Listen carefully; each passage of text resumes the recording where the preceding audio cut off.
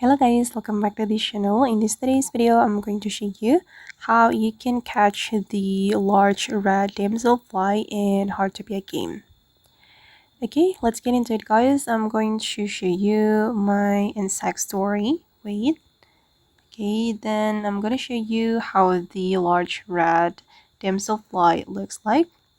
Okay, and basically guys, you can catch this insect daily, and for the weather condition you can catch it during the sunny days, rainy days, and the rainbow event. You can catch it anytime. Okay, and for the location you can find this insect on the water side, so you can go to the river or the lake, and usually you will see the large red damselfly here. Okay, wait, let me show you my location. Okay, I'm near the Rosy River, and prepare your net to catch the large red damselfly.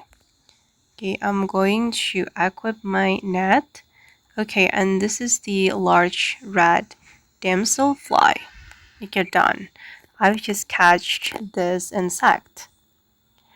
Okay guys, and that's how we can catch the large red damselfly in Heartopia game. I hope this video will be useful for you. Thank you so much for watching, and bye!